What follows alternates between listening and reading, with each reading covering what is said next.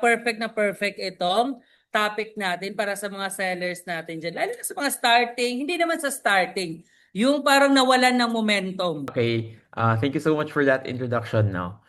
So yung topic natin today is LCAM or Low Cost Affiliate Marketing. Honestly, right now, kahit sino tanongin nyo, affiliates is the way to go kung gusto mong mag-increase ng sales on platform.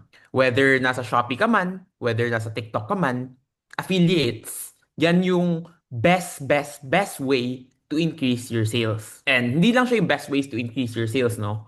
That is one of the safest ways to increase your sales nang hindi ka naglalabas ng pera. So, compare sa ads, kung saan kailangan mo maglagay ng ad budget, tapos kakainin niya ni Shopee, and hindi mo sure kung may papasok na benta, with affiliates, kailangan mo lang maglabas ng pera, may benta na yung affiliates. So, ngayon, ang topic natin for today is I'm going to teach you guys on how you can set up your affiliate marketing and how you can leverage other people's audience para mabenta ang mga products mo. So, LCAM, Low Cost Affiliate Marketing. So, that's just a little term na ginawa ko to describe this strategy, no? So, ano nga ba yung problema? Ano yung problema na meron ang mga sellers ngayon? Ang ginagawa nila ay hindi sila nag-i-invite ng affiliates or konti lang ang affiliates nila. Or even worse, wala silang affiliate program. Hindi sila nagbibigay ng commission. If kayo yung seller na wala pang affiliate, you need to start now. Kasi almost 40%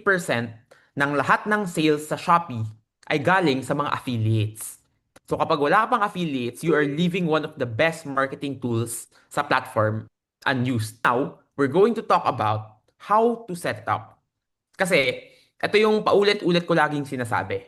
Pagdating sa affiliates, it's really a numbers game. Sabihin na natin may affiliate program ka, pero hindi ka naghahanap ng mga affiliates, hindi ka nakikipag-collaborate, or hindi ka nag-i-invite, hindi ka nagme-message, kahit na meron ka na, sobrang konti pa lang yung nagpro-promote ng products mo. When it comes to affiliate, you need to be intentional. What do I mean when I say intentional? Ibig ko sabihin there is you need to actively talk to affiliates. Whether it be i-chat mo sa Facebook, i-chat mo sa TikTok, i-chat mo sa Shopee. But the bottom line is, kailangan every single day may kausap kang affiliates. Okay, malaki man yan, maliit, millions of followers, or even just hundreds of followers. Every single day, kailangan may kausap kang affiliates. Kasi it's really a numbers game. The more affiliates you talk to, the higher chance that they create content for you, and the higher chance na mag-trending ang product or store mo. So yun yung first takeaway na I want you guys to have. When it comes to affiliate, it's a numbers game. Hindi yan, okay, may isang 1 million followers na ako na affiliates. Maganda na yung affiliates ko. No. That is not the approach. First, ituturo ko muna sa inyo kung ano ba yung LCAM. First is leverage. Bakit sobrang ganda ng affiliate? Kasi you are able to use other people's audience. For example, bagong seller ka pa lang.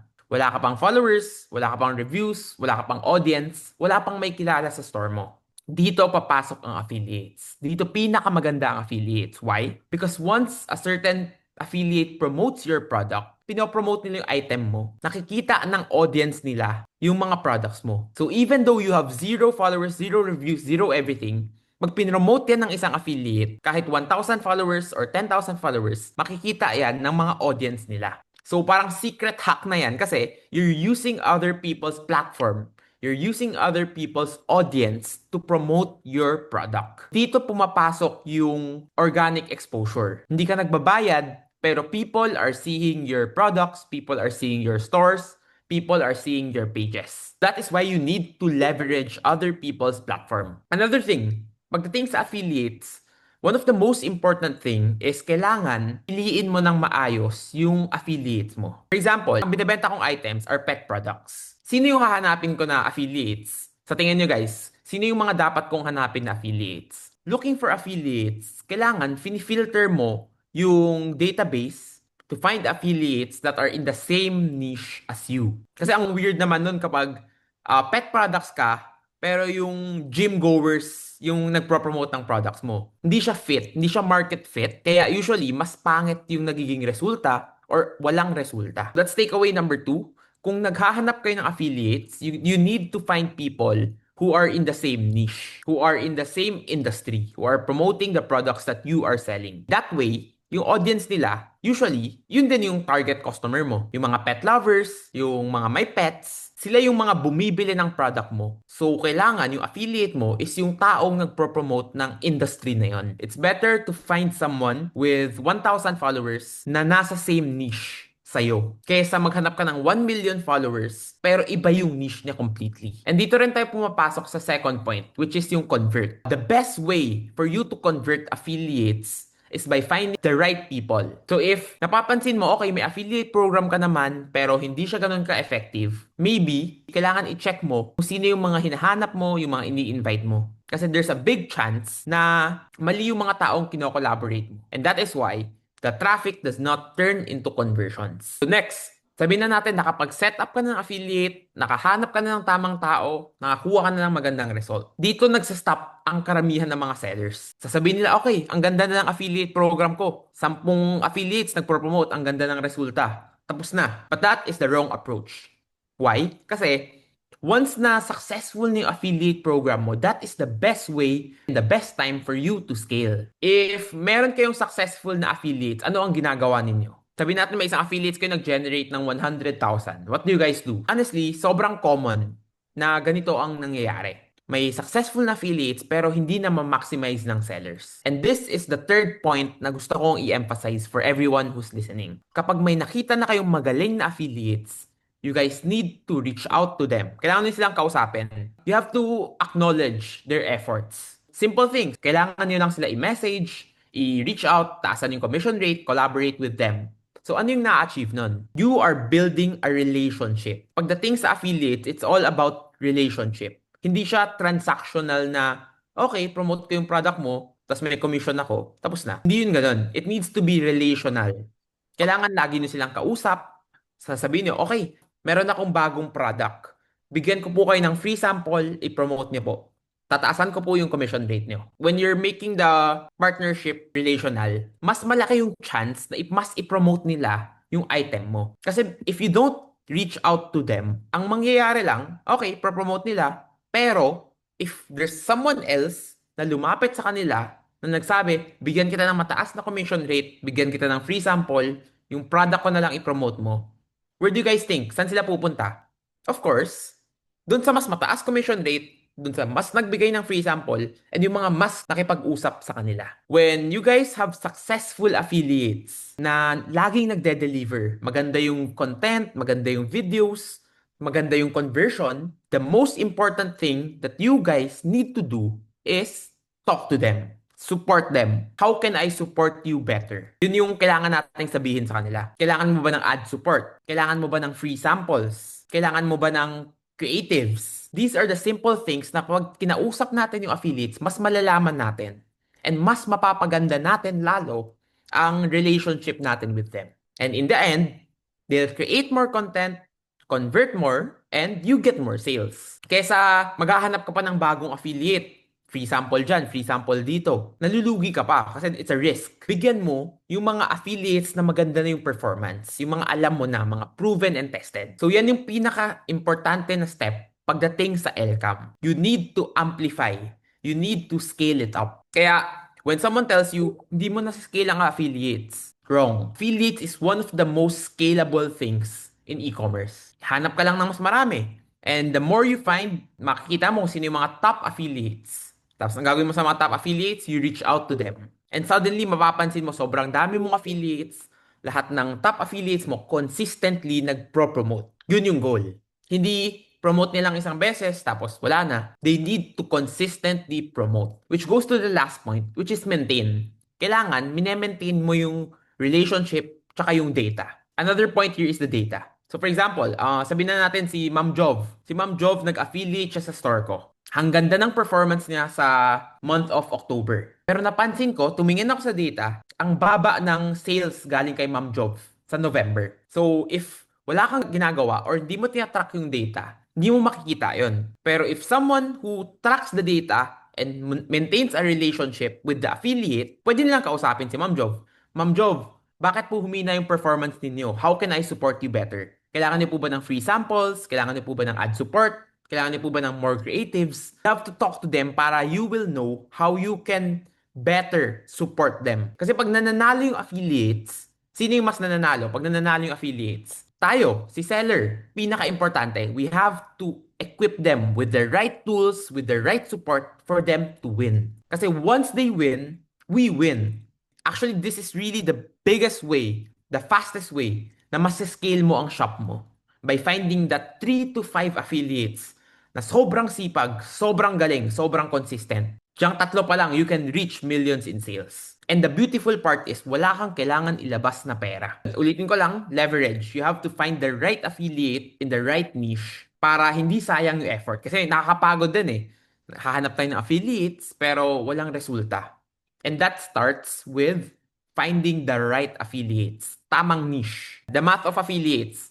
So just to give you guys a quick example, no? This is example I always give. Pag iniisip nyo, hanap ako ng 200 affiliates. 200 na tao nagpro-promote ng product ko. Ang dami, di ba? Sa tingin nyo guys, marami ba yung 200? 200 na tao nagpro-promote ng items mo. Sobrang dami ng 200. Na-imagine nyo ba, 200 na tao, 200 na ahente, binebenta yung products ninyo. Parang unrealistic siya, di ba? Na, saan ako hahanap ng 200 na tao? And honestly, that's true. Sobrang hirap makahanap ng 200 na tao to promote your store. And yung 200 na tao na yun, hindi yun basta-bastang tao lang ah. They're people with large audience in your niche. So now, pag-usapan naman natin, ano yung mga tools ng platform? Kasi honestly, 200 affiliates, hindi siya mahirap. Sa e-commerce, sa Shopee and sa TikTok, hindi mahirap makahanap ng 200 na affiliates.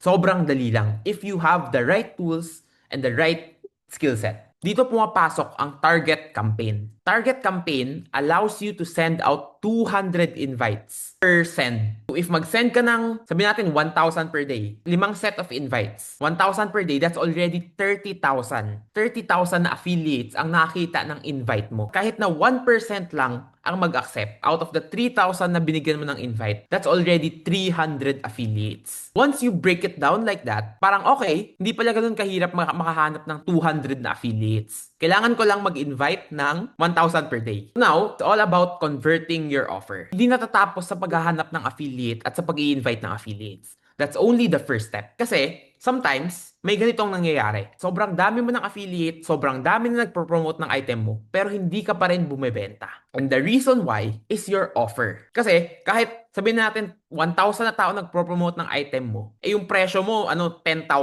Isang water jug lang. Hindi pa rin sila bibili. So if tinitingnan mo ang data mo and nakikita mo na you already have a lot of affiliates who's promoting your product, tapos hindi pa rin bumebenta, you need to check yung offer mo. Kailangan mo i-check yung conversion rate mo. Kasi maybe it's not the affiliate's fault. Yung store mo pala yung problema. Pag napansin nyo na may problema sa offer ninyo, dyan pumapasok yung kailangan ninyong i-optimize yung offer. What do I mean by optimize? Basically, whether kailangan mo gandahan yung listing mo, magbigay ng discount, magbigay ng voucher, do live, do content. There's a lot of things that you can do to improve your offer. So if you want to learn how to optimize your offer and increase your conversion rate, i-check nyo lang sa YouTube actually. I have a 20-minute video kung saan dinidiscuss ko the best ways to improve your offer. Kasi pag hindi mo na-improve yung conversion rate mo, hindi mo na-improve yung offer mo, kahit anong gawin mo, hindi ka pa rin bebenta, and the end result is aalis yung affiliates. And kapag umalis yung affiliates, back to zero ka. Trabaho ng affiliates is magdala ng traffic. Sila yung magdadala ng customers, sila yung magdadala ng audience. Ang trabaho mo naman as seller is to create an irresistible offer to convert the audience na dinala ng affiliates. And kung paano mo gagawin yun, that's up to you. Pero the important thing is, kung napansin mong may problema, you have to take active steps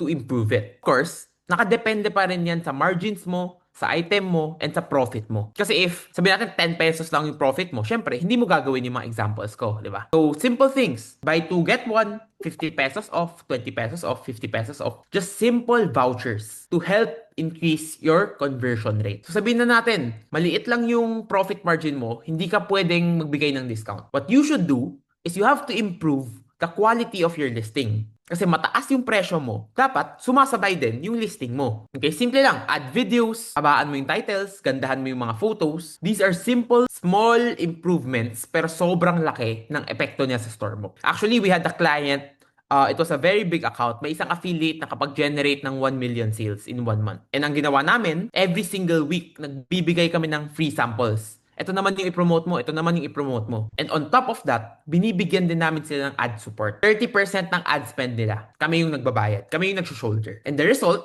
from 1 million, we were able to generate 1.4 in 1 month. That's a 40% increase. Dahil lang nagbigay ako ng free sample, dahil lang nag-provide ako ng konting ad support. Kasi sometimes affiliates also use ads sa Meta, sa Facebook, sa Instagram, tapos fina-funnel nila to your Shopee store. So minsan may gastos din sila. So the way for you to know is by talking to them. Kausapin mo sila, how can I support you better? So sabi natin, hindi ka willing magbigay ng free samples, hindi ka willing magbigay ng mataas na commission rate. Just by saying thank you to them, talking to them, meeting them, is already a big step towards their commitment to your store and your brand. Hindi naman kailangan sobrang malaki yung gift ninyo or maganda yung offer ninyo. Just make affiliates feel seen. So ito yung LCAM strategy. This is a 30-day challenge for everyone here. Number 1, you need to send invites daily. 200 kanina sinabi ko 1,000 daily. And then check data, monitor your data. Para malalaman ninyo kung okay, gumaganda ba yung performance ng affiliates ko or pumapangit? And lastly, is to communicate. You need to communicate to your top affiliates and you need to talk to them. This simple,